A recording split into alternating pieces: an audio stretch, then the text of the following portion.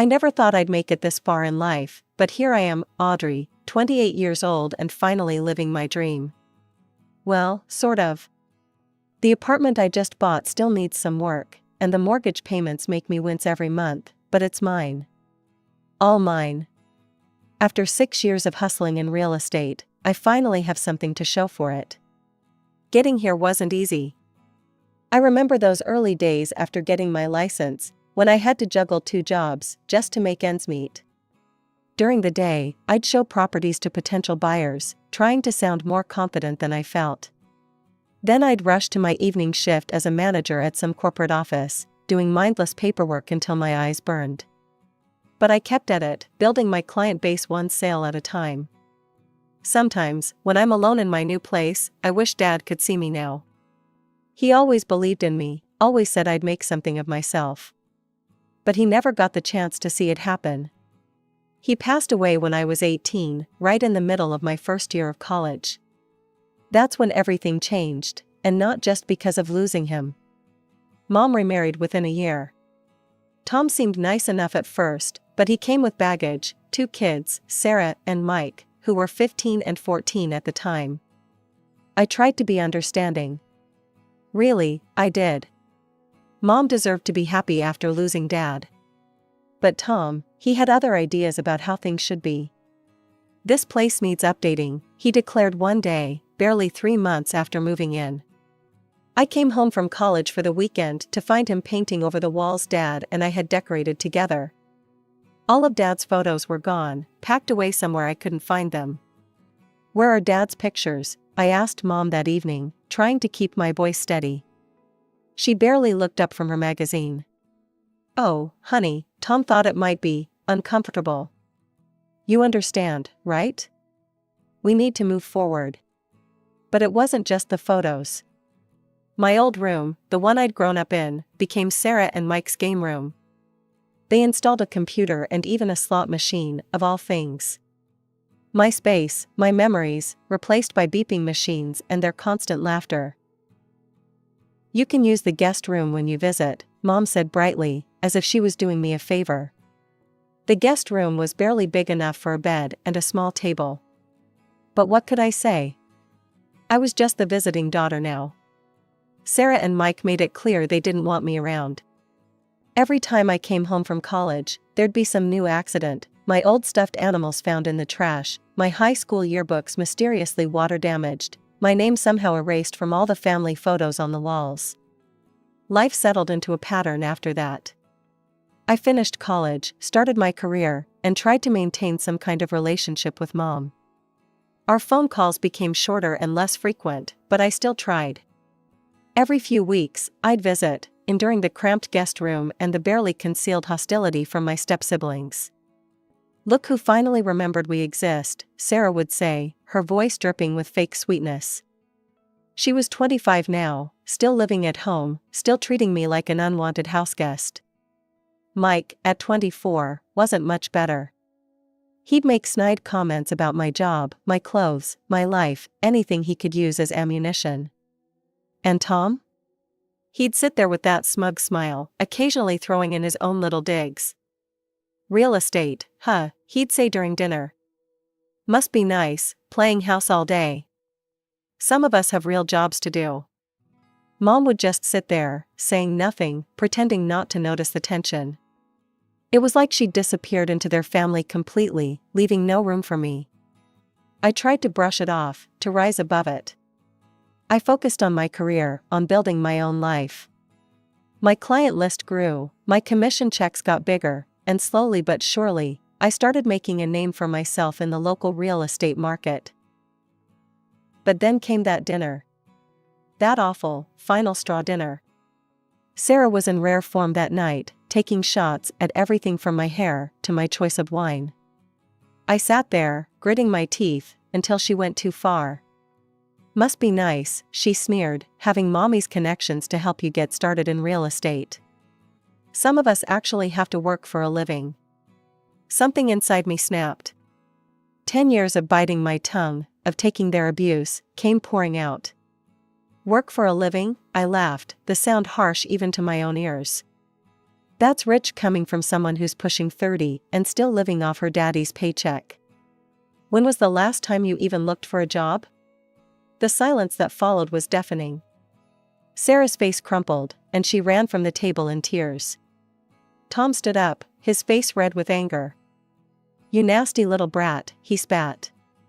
"How dare you speak to my daughter that way?"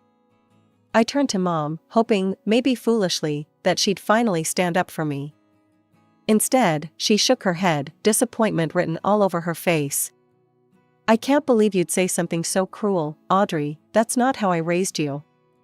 That's when I realized nothing would ever change. Mom would always choose them over me, always.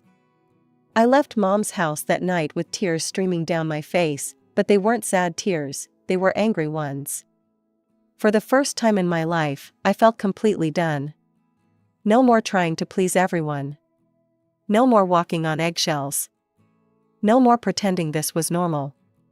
The next morning, my phone was flooded with messages from Mom's side of the family, all telling me how horrible I was for hurting Sarah's feelings. None of them mentioned how she'd been treating me for years. None of them seemed to care about my feelings at all.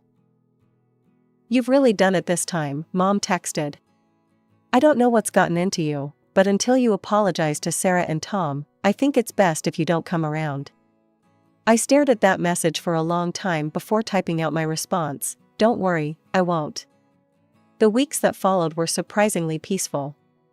I threw myself into my work, closing deal after deal. My clients loved me, and my commission checks showed it. I started looking at new cars, not because I needed to show off, but because I'd always wanted one particular model.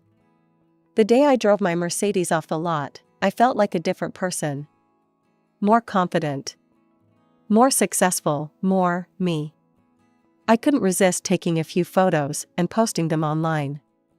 The likes and comments poured in, but I wasn't prepared for what happened next.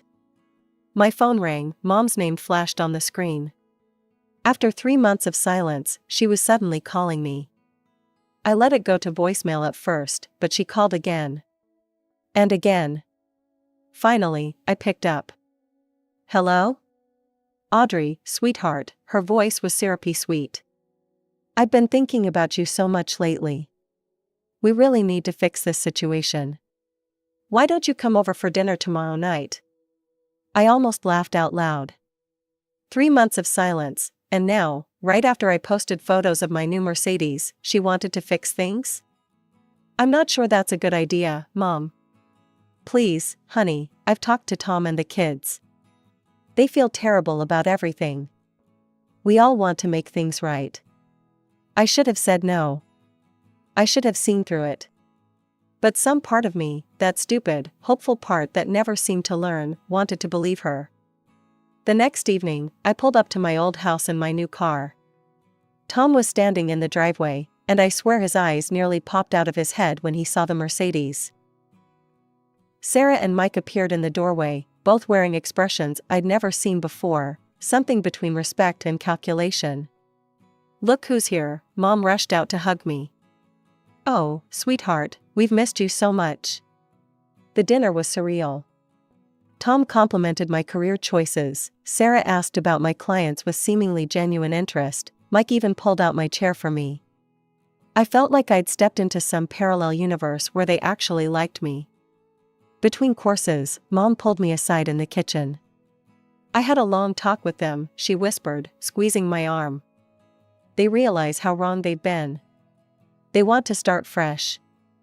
I wanted to believe her, God, how I wanted to believe her. And for a while, it seemed real.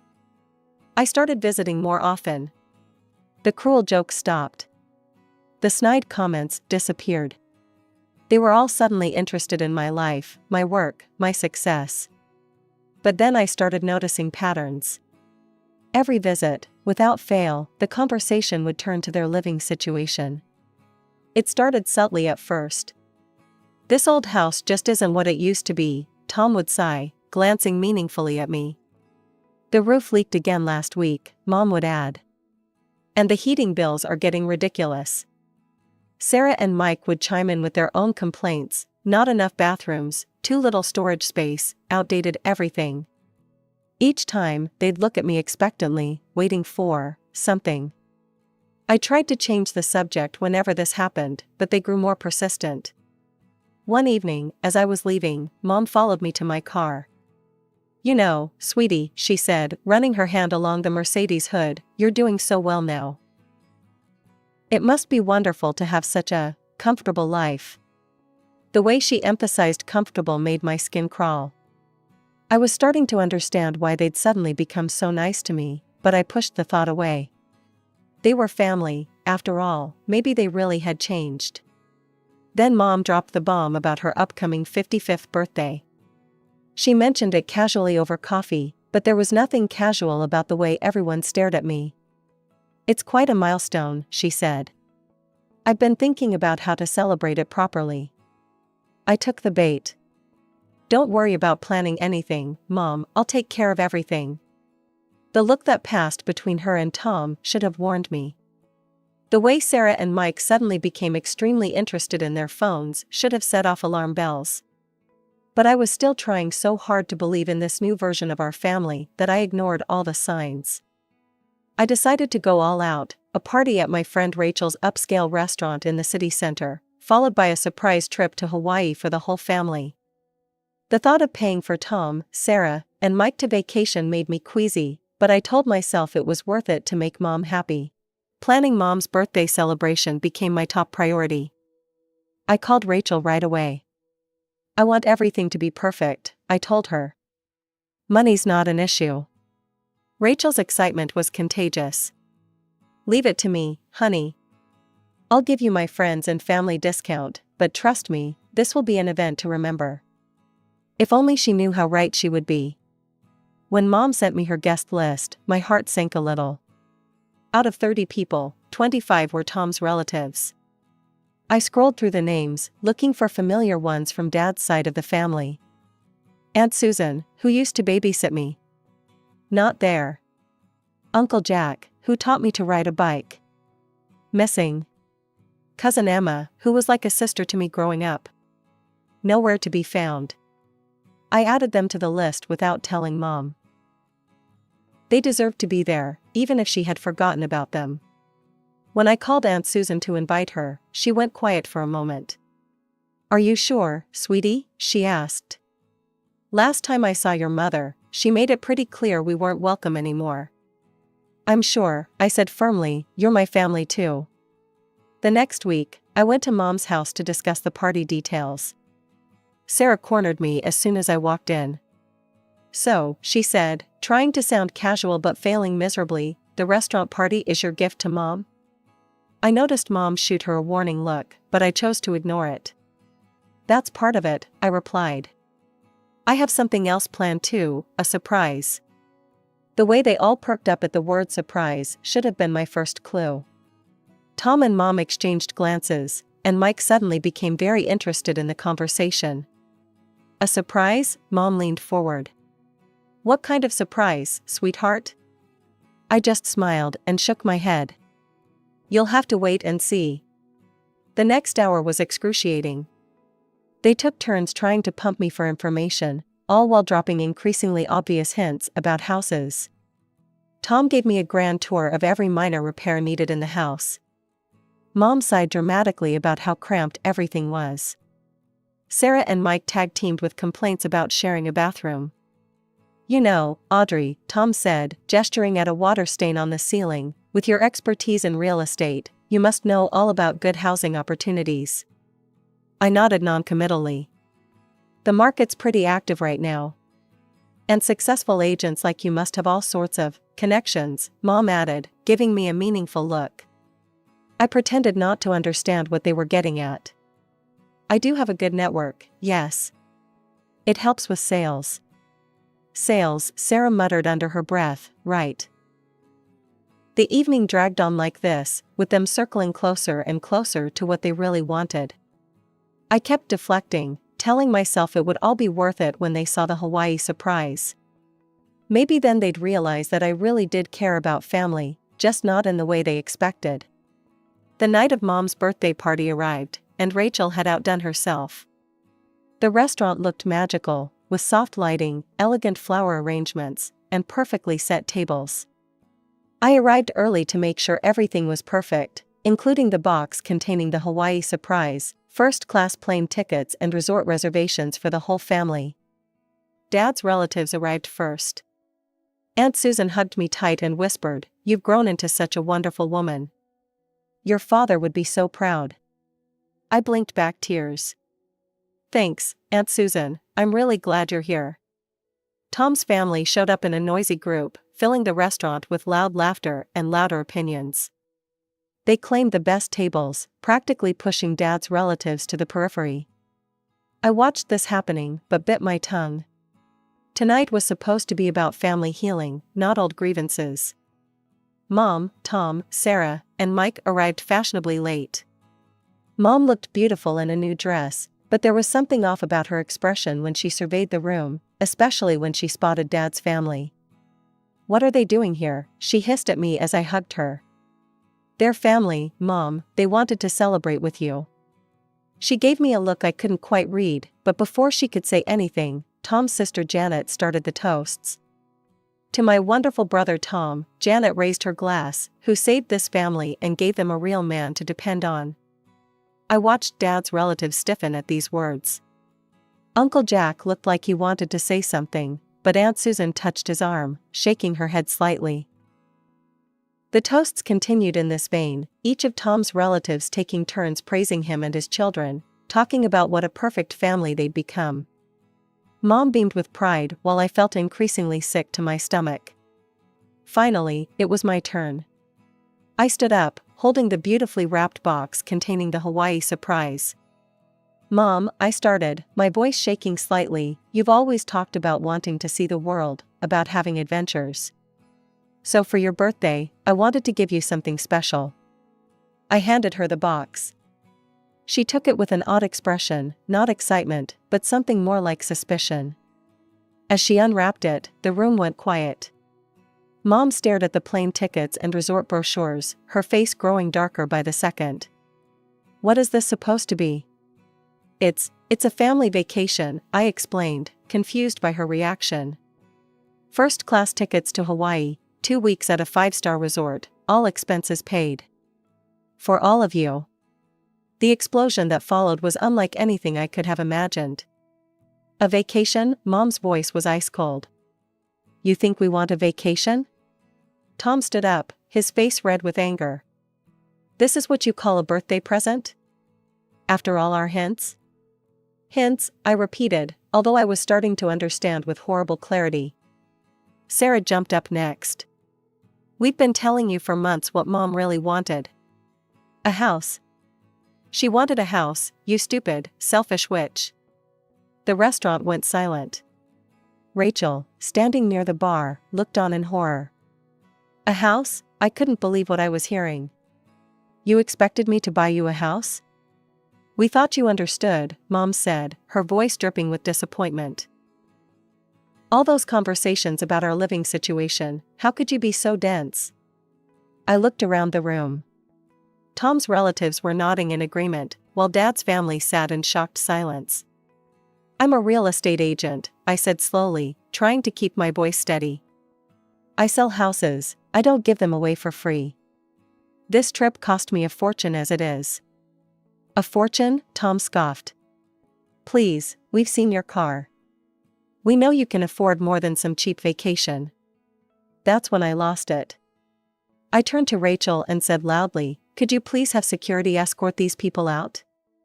"You can't do this," Mom shrieked as 2 security guards approached. "It's my birthday party." I grabbed the box of tickets from her hands.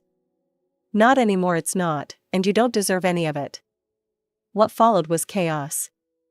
Tom's family hurled insults as they were let out. Sarah screamed about how I'd always been jealous of their perfect family. Mike called me every name he could think of. Mom just stood there, shaking her head in disgust. After they left, the restaurant was eerily quiet. Then Uncle Jack stood up, raised his glass, and said, "I think it's time we remembered the real man of this family." To David Mitchell, a wonderful father who would have been so proud of his daughter. We spent the rest of the evening sharing stories about Dad, and for the first time in years, I felt like I was with my real family again. The 2 weeks following the birthday disaster were surprisingly peaceful. I threw myself into work, showing houses to clients and closing deals as if nothing had happened. But everything had changed. For the first time in my life, I felt truly free from the guilt, the manipulation, and the constant pressure to prove myself to people who would never accept me. My phone was suspiciously quiet. No calls from Mom, no texts from Sarah or Mike, no angry voicemails from Tom. I knew it wouldn't last, but I enjoyed the silence while it lasted. During this time, I grew closer to Dad's side of the family. Aunt Susan invited me over for Sunday dinners, just like when I was little. "You know," she said one evening, as we sat on her porch drinking tea, "your father always worried about Catherine, your mom. He said she needed people to take care of her too much. He was afraid it would hurt you someday." I stared into my tea. He was right, I just wish I'd seen it sooner. The first thing I did after the party was cancel all the Hawaii reservations. I used it to plan a different trip, a week-long Mediterranean cruise for Dad's relatives who had stayed with me that night.